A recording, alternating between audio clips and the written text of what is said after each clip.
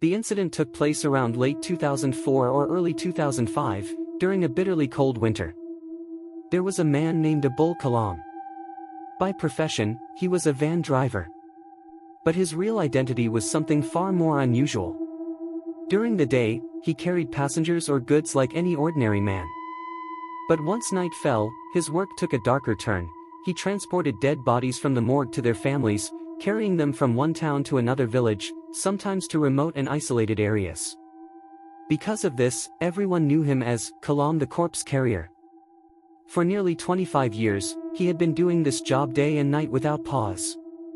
Dark roads, deserted paths, villages covered in fog, none of these were new to him. A single hurricane lantern hanging from the front of his van was his only companion. Fear had long disappeared from his heart. But on one cold winter evening, everything began to change. A call came from a large city hospital. There was a body that needed to be delivered to a distant village. No relatives would accompany it. He would have to transport it alone. In return, he would be paid a good amount of money. Kalam needed money badly. So without hesitation, he agreed. After sunset, around Maghrib time, he set off toward the city with his van. He filled his lantern with oil so he wouldn't have trouble navigating the dark roads. By the time he reached the hospital, night had fully fallen and the surroundings were silent. After completing the formalities, around 10 p.m., the body was placed onto his van. It was the body of an adult man, tightly wrapped in a hogla mat. In the rush, Kalam never even looked at the face.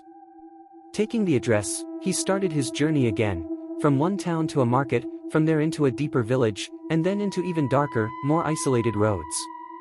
The fog was beginning to thicken around him. And that very night, something began, something that would shatter Kalam's 25 years of experience.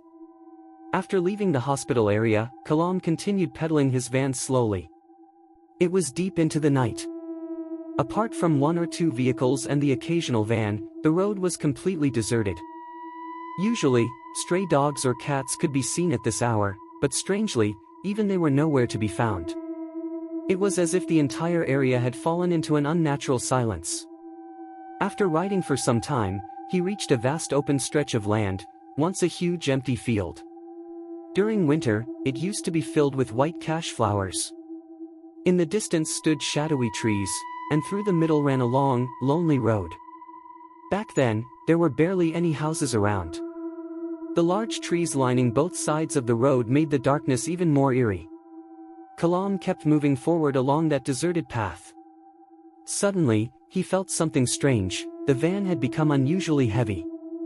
He pushed harder on the pedals, but the van barely moved. It felt as if something massive had been loaded onto it, or as if someone was holding it from behind. Kalam stopped and looked back. In the dim light of the lantern, he saw only the body wrapped in the mat. Nothing else. Everything looked normal, yet something was definitely wrong. He started pedaling again. After going a little further, the same thing happened. The van almost refused to move. This time, a faint uneasiness crept into Kalam's chest. After all these years, he knew one thing well: some things cannot be seen with the eyes. Still, he steadied himself and kept going. Suddenly, thud! A clear sound of something falling hit his ears. Kalam quickly looked back, and saw that the body was no longer on the van. It had fallen onto the road. His heart skipped a beat. He quickly got down, took the lantern, and walked toward the body. What he saw next sent a chill through his entire body. The hogla mat had torn open, and both hands of the corpse were sticking out. Gathering his courage, Kalam tried to push the hands back inside. With great effort, he managed to put one hand in.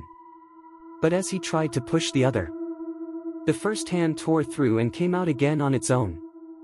He froze. He tried again. This time he pushed the other hand inside. But once again, the same thing happened. Whichever hand he pushed in, the other one came out. Now Kalam understood, this was not normal. Trying to handle the situation, he took a rope from his van and tightly tied both hands of the corpse. Then he tried to lift the body back onto the van. But The body had become as heavy as stone. In 25 years, he had lifted countless dead bodies. But never had he felt such weight. It felt like this wasn't just a corpse anymore. Something else was inside it. He became deeply worried. The night was getting darker, and he still had a long way to go. Thinking of this, he began reciting prayers under his breath. After a while, he tried once again to lift the body onto his van. This time, he noticed something strange. The body felt light again, almost like the normal weight of a human being. Taking the opportunity, he managed to place it back onto the van. Kalam started pedaling again. After riding for some time, he reached a bridge area. Until then, nothing unusual had happened. Crossing past the bridge, he took the road through a market area and continued straight toward a more rural road that led deeper into the villages. He passed the market and continued along that road. After about 20 minutes of riding, he reached a small village area. From that point, the next market was still several kilometers away. Except for one or two scattered houses, the entire stretch was empty. Fields of sugarcane, paddy, and jute lined both sides of the road. Kalam didn't know that for several kilometers ahead, there were no houses at all. Still, he kept moving forward. After passing that village, a narrow road branched off to the right, leading toward another remote village. There was a three-way intersection there. As soon as Kalam reached that intersection, he felt it again. The van suddenly became extremely heavy. He pushed harder and harder, but no matter how much effort he put in, the van wouldn't move forward even an inch. At that moment, he noticed something terrifying. The body wrapped in the mat moved. At first, he thought he was mistaken. But a few seconds later, it moved again. Now Kalam understood, something bad was about to happen. He immediately began reciting prayers. After that, the body stopped moving completely, as if nothing had happened. Then he noticed something else. A few dogs were moving back and forth across the road some distance ahead. They crossed from one side to the other, then came back again, but none of them came close to the van. Kalam stood there for a while, frozen. After some time, he gathered courage and started pedaling again. This time, there was no resistance. He moved forward. But after going a little further, he suddenly heard something. Crying. It was a deeply sorrowful sound. It felt like a middle-aged man was crying in unbearable pain, as if years of suppressed sorrow were pouring out all at once.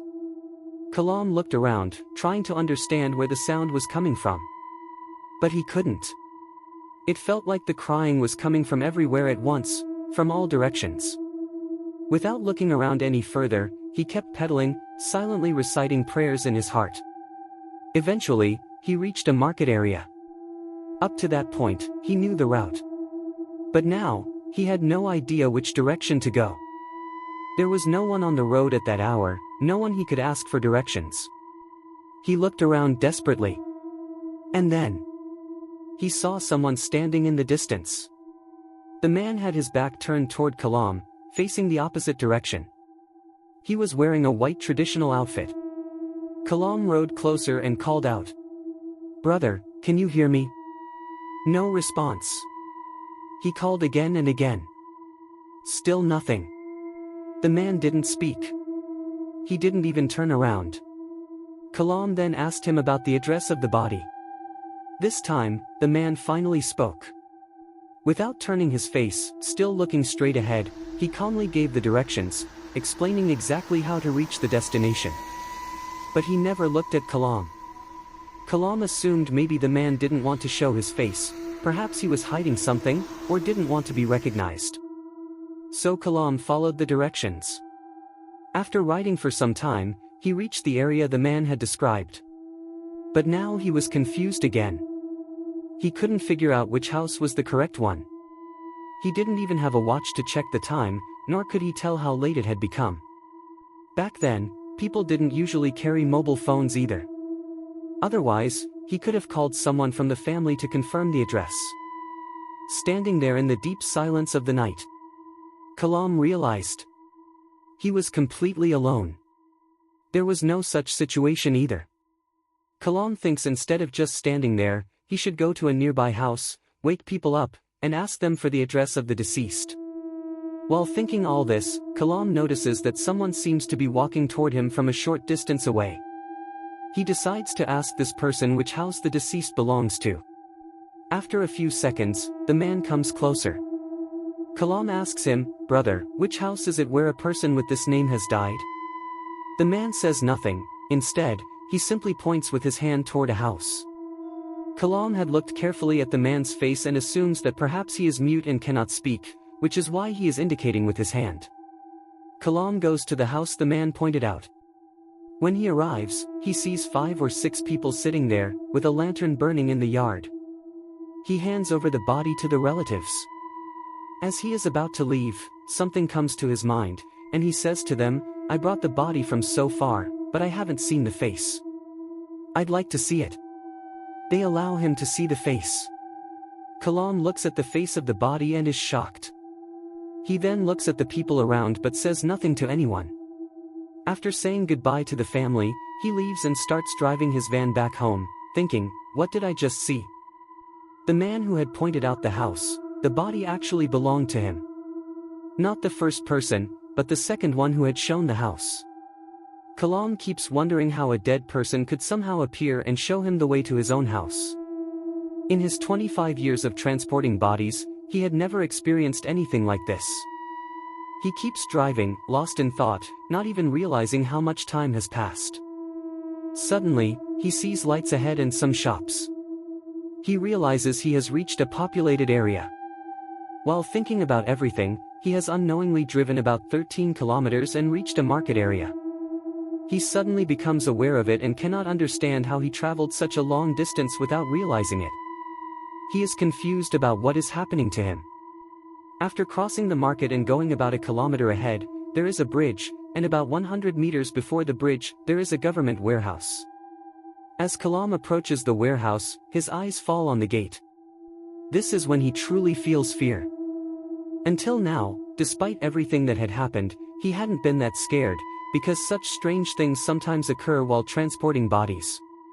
But this time, he is terrified. In the light at the warehouse gate, he sees the same body he had just delivered, standing upright, leaning against the gate, looking directly at him.